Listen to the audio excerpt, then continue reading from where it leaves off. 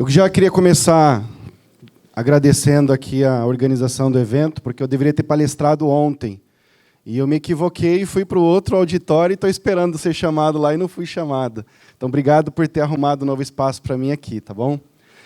Eu sei que depois do almoço dá sono, então, se vocês estiverem aí com sono e quiserem levantar, despertar, fiquem à vontade. Porque o tema... Troca para a gente ver se aqui é melhor. Porque o tema que eu vou trazer para vocês... Se vocês perderem a linha de raciocínio, vocês não vão enxergar o valor do que a gente está fazendo, tá bom? Então, vai ser um tema bastante interessante. Todo mundo aqui está ambientalizado com microserviços, containers, Kubernetes. É um assunto familiar para vocês ou é uma novidade? Novidade, né? É uma tendência que tem acontecido em todos os lugares. Então, isso eu chamo de modernização de infraestrutura. Então, para iniciar, eu quero fazer uma pergunta para vocês. Vocês estão preparados para atender às demandas de inteligência artificial? Essa pergunta aqui ela é muito aberta. Ela pode ser respondida de várias formas e com muitas camadas. Então, eu quero trazer um ponto específico para vocês. Enquanto todo mundo veio aqui falar de algum serviço, de alguma solução, de alguma plataforma, de algum componente para vocês consumirem, né? Foi muito falado sobre isso hoje e ontem, eu quero ir num viés diferente. O que é preciso para que nós possamos preparar para que as nossas IAs possam rodar?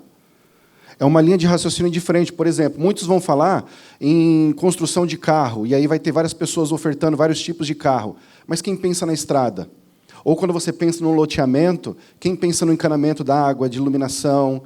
Quem pensa nisso? Porque se você estiver num lugar desse que não tem infraestrutura, como é que você pode atingir a capacidade daquilo que você está fazendo? Então, eu quero dar um passo atrás em relação à IA, antes da gente falar de IA, e falar um pouco do contexto em que a IA se encontra hoje. Para isso, eu quero iniciar falando dos desafios. E aí, os desafios de DevSecOps, que está muito ligado a container, aplicações, infraestrutura. O desafio é isso aqui, ó. Alguém consegue me dizer onde isso começa ou termina? Ou qual tecnologia é relevante aqui, qual que é mais importante, qual que é principal? Eu gosto desse slide porque ele mostra exatamente isso, uma confusão. O nosso olho nem sabe direito para onde olhar. Mas entendam, este é o ecossistema de DevSecOps. É aqui que está rodando as principais tecnologias de Cloud Native. Funciona desta forma. E aí, qual é o grande problema? Quem inicia essa jornada não sabe, de fato, o que eu preciso fazer agora. Eu vou estudar Kubernetes e depois. E depois que eu coloco o Kubernetes, o que eu preciso fazer? Aí eu vou começar a descobrir os problemas e eu vou resolvendo eles pontualmente. Mas eu vou encadear isso de qual forma? Então, o mercado tem uma dor muito grande aqui. Vocês que estão na fase agora de estudo, vocês devem lidar com isso. O que tem acontecido? Os desenvolvedores são o meu principal público, é o meu ponto focal. Eles que estão criando as aplicações. E, por aplicação estar ligada ao usuário, é a aplicação que está recebendo a demanda de modernização. É o desenvolvedor que está entendendo a necessidade do usuário. E aí ele acaba tendo que fazer a modernização dessa aplicação. Só que, quando ele cria uma aplicação moderna, ele depende de uma infraestrutura moderna.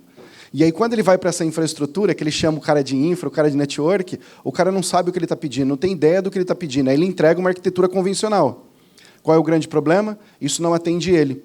Então, o desenvolvedor que não é formado em infraestrutura, não tem foco em infra, ele começa a criar a sua própria plataforma, seu próprio ambiente. E aí, quando ele coloca a aplicação no ar, ele descobre um monte de problema que ele precisa resolver, que ele não sabe resolver. E aí, quando ele vai para o time de infraestrutura, o time de infraestrutura fala para ele, cara, você que fez isso, essa aplicação é sua, isso faz parte do seu programa. E aí ele não sabe o que fazer com isso. Então, essa é a realidade de mercado que a gente tem encontrado. Diante desse problema, nós fizemos o seguinte. Nós pegamos a CNCF, vocês podem anotar isso aqui, porque isso aqui é extremamente relevante para quem está nesse mercado. A CNCF é o órgão que padroniza todas as tecnologias de Cloud Native. Para uma solução funcionar na AWS, funcionar na Google e funcionar na Azure sendo a mesma coisa, elas precisam ter um padrão de comunicação. A CNCF faz isso. E, para fazer isso, ela cataloga todo mundo. Então, lá, se vocês entrarem no Landscape, vocês vão ver um monte de bannerzinho. Tudo aquilo são empresas e tecnologias que ofertam alguma coisa em relação a Cloud Native. Só que a gente está falando de 1.200. catálogos lá. Dominar tudo isso é extremamente difícil. É possível, mas é muito difícil. Então, o que nós fazemos? Nós desenhamos uma arquitetura conceitual. Eu, particularmente, sou um arquiteto. Então, eu pensei o que é preciso para uma aplicação moderna funcionar em qualquer lugar. Ela precisa ter uma camada de ingress, ela precisa ter uma camada de namespace, ela precisa ter dados, ela precisa ter controle de usuário, e assim eu fui pontuando e cheguei no meu desenho conceitual.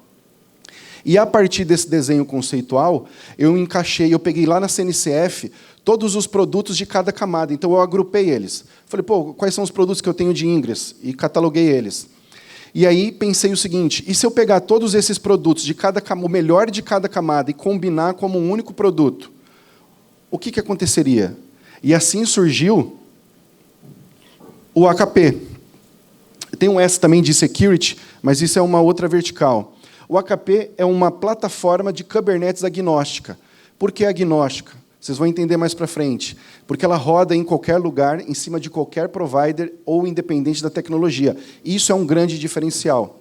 E aí, o que o AKP faz?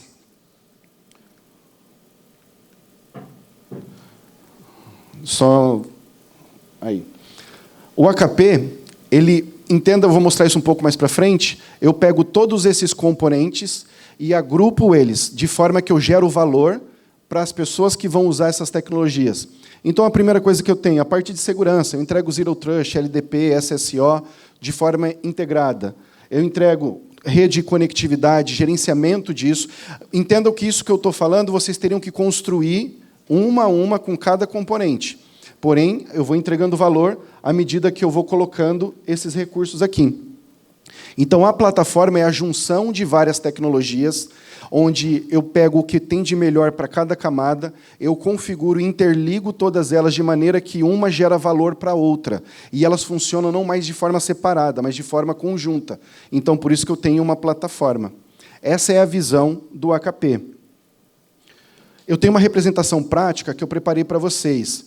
Eu vou desenhando, à medida que eu for falando a arquitetura, para vocês terem uma ideia do que eu estou falando. Porém, entendam que as bandeiras que aparecerem, elas são uma representação da tecnologia para aquela camada, e não necessariamente é aquele produto que eu coloco. Então, o primeiro cenário é você construir uma infraestrutura, seja ela física ou seja ela em cloud. Aí é aqui que nós nos tornamos agnósticos. Eu rodo em cima de Nutanix, de VMware, de OpenSCADE, de tudo, de qualquer coisa que tiver virtualização, KVM. Mas eu também rodo em qualquer cloud, seja Google, AWS, eu consigo criar isso. Uma vez que eu que eu tenho essa infraestrutura disponível, eu vou usar IAC para construir ela, que é o Terraform, que é o Ansible, é o Tiff, é o Puppets. Eu vou fazer isso de forma automática. Eu vou subir um cluster Kubernetes e vou conectar todas as tecnologias do cluster Kubernetes. Só que aqui eu tenho um problema. Cluster Kubernetes não tem persistência de dados. Então, para resolver isso, eu preciso colocar uma camada de storage. Só que quando eu coloco a camada de storage, o desenvolvedor precisa entender toda a camada de storage. Então, para abstrair, eu crio uma camada de interface de dados, onde o dev ele aprende a falar com uma única tecnologia de dados, mas a camada de dados fala com N tecnologias de armazenamento. Nessa camada, eu consigo fazer disaster recovery, eu consigo fazer backup, eu consigo fazer uma série de técnicas aplicadas a dados. Uma vez que o cluster está no ar, eu subo a observabilidade deste cluster. A observabilidade deste cluster ela consiste em 3 pontos fundamentais. Eu não olho somente a infraestrutura, CPU, memória ou rede. Eu me conecto também à aplicação. Então, eu sou um APM. Eu vou olhar os logs das aplicações. E, assim, eu consigo fazer um monitoramento de negócio. Ao invés de dizer que uma aplicação parou de funcionar, eu consigo dizer que um processo de venda parou de funcionar para um executivo. E o motivo dela ter parado não importa para ele só precisa saber se ela está online ou não. Mas, para o time de infraestrutura, eu digo qual é o componente que causou aquela indisponibilidade. Então, esse monitoramento é baseado em machine learning. Eu tenho uma camada de segurança que eu coloco no Kubernetes, porque o Kubernetes não vem com segurança, você precisa construir. E aqui nós temos uma tecnologia diferencial, que é a eBPF. Eu vou interagir a nível de segurança diretamente no kernel, Quem usa essas tecnologias? Netflix, Google, AWS, e eles fazem isso porque eles não conseguem, é um overhead muito grande subir na camada de aplicação. Então, eles olham dentro do kernel do host, que é onde o Kubernetes fala. Eu entrego um cofre também para que você possa fazer a gestão das secrets, dos certificados, das senhas do ambiente de forma integrada. Então, em vez de ficar armazenando direto no código, coloca num cofre e o cofre transaciona isso. Entrego um registry também, onde esse registry permite que você faça as golden images e se prepare para ataques de cadeia de suprimento, para imagens expostas externamente ou coisas desse tipo. Nós temos um versionador, um GitLab, ou um Git, para poder ajudar a fazer a gestão dos códigos e o armazenamento dele, todo o workflow de aprovação. Eu entrego um componente de autenticação para SSO. O que significa isso? Imagina que você tem uma aplicação que não tem autenticação, e você não vai desenvolver essa autenticação. Eu coloco esse cara na frente da sua aplicação, ele passa por todo o processo de autenticação, e depois que ele passou por esse processo, ele entrega o acesso à aplicação que não tinha autenticação. Então, assim, você tem um componente que permite autenticar qualquer coisa dentro do ambiente. Eu entrego para vocês a camada de CI/CD, que aqui é onde está a mágica, é a automação do ambiente, e o dinamismo dela está aqui. Você preparar as etapas de construção e as etapas de deployment. Mas a gente não para aqui. Aqui eu tenho o GitOps, onde, a partir do momento que eu tenho o código atualizado dentro do repositório, eu automaticamente mando este código para o deployment, só que eu consigo inspecionar o que está rodando em runtime comparando com o que está no repositório. Se alguém fizer uma mudança nesse ambiente, ele detecta a simetria e ele constrói o ambiente automaticamente. Isso aqui, para segurança, é um excelente recurso. Nós temos também uma gerência centralizada para poder permitir que vocês olhem tudo isso. E fazemos uma integração também com todo o ecossistema já existente, onde eu permito que a plataforma se conecte diretamente com as tecnologias que existem em cada ambiente. Essa é a visão conceitual da plataforma em relação aos componentes baseados na CNCF. Porém, essa é a visão de camadas, como nós atuamos. Eu atuo desde a infraestrutura, sistema operacional, até a camada de aplicação, que é o do CI/CD. E eu posso, preferencialmente, eu atuo com esses componentes. Mas como eu sou CNCF Compliance, eu estou preparado para atender e integrar com com as outras tecnologias existentes lá. Então, o que o cliente estiver usando, eu consigo me conectar e fazer com que ele tenha uma experiência única. Essa é a visão de um cluster de gerenciamento. Então, a plataforma ela sobe em um cluster. A partir desse cluster, eu posso criar N clusters, em N ambientes. É aqui que nós nos tornamos agnósticos. E aqui está um grande diferencial, porque hoje nós estamos passando por um cenário geopolítico um pouco delicado. Se o Brasil for sancionado de alguma forma, as empresas de tecnologia dos Estados Unidos continuam o negócio aqui no Brasil de que forma? Então, isso é um problema, soberania de dados. A plataforma ela permite que você crie esse ambiente em qualquer cloud, abstraindo a cloud. Então, se eu criar um ambiente na AWS, uma plataforma na Google, e eu simplesmente for na minha CDN, e eu faço o transbordo das requisições, eu migrei de data center, eu migrei de cloud, sem ter que me preocupar com o overhead de infraestrutura, porque a plataforma é a mesma em todo lugar. Então, o nome disso é soberania de cloud. E aí, uma vez que eu tenho a plataforma criada para DevOps, eu entro no tema do evento, que é IA. O que é a plataforma de IA? Eu uso a própria plataforma que eu acabei de apresentar, com toda a maturidade, qualidade que a gente tem nela, para entregar, construir uma camada de IA. Porém, eu faço de uma forma diferente. Todo mundo está ofertando um serviço, todo mundo está ofertando uma solução. Mas e o cliente que quer construir a sua própria arquitetura?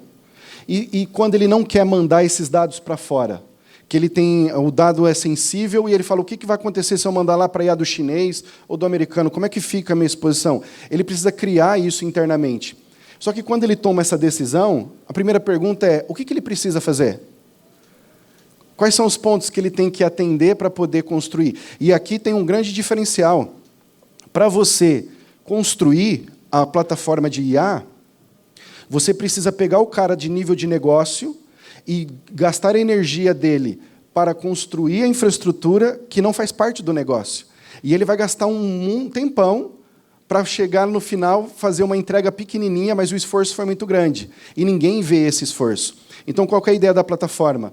Nós construímos ela de maneira que nós entregamos todos os componentes que as pessoas precisam para IA.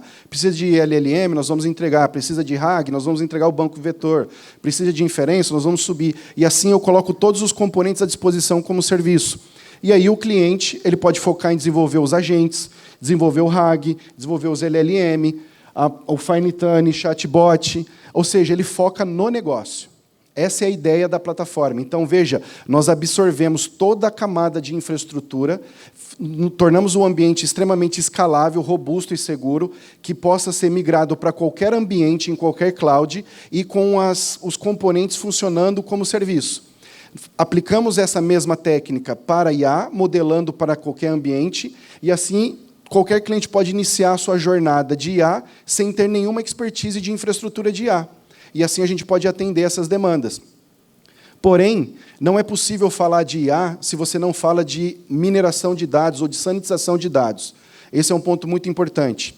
Sem a sanitização de dados, a IA ela não funciona. Então, você precisa dar atenção para ela. E, seguindo a mesma filosofia, o que nós fizemos? Uma plataforma de data lake, que segue a mesma ideia. Nós usamos a mesma plataforma, só que parametrizada para data lake. E aí, o que nós temos? Um data lake que tem as camadas de ingestão, as camadas de controle transacional, camada de processamento e transformação, deixamos os dados preparados para consumo e deixamos os dados prontos para LLM e inteligência artificial. E permitimos também que o cliente tenha uma camada de orquestração desses dados. Então, a partir dessa visão de plataforma, nós entregamos uma plataforma de IA, uma plataforma de DevSecOps para o ambiente ser operado, construímos uma plataforma de IA e construímos uma plataforma de Data Lake como serviço, para que o cliente simplesmente faça a jornada dele sem ter que ter expertise desses componentes. Essa é a visão conceitual. Alguém tem alguma pergunta, alguma dúvida em relação a isso? Gostaria de comentar? Então, tá bom.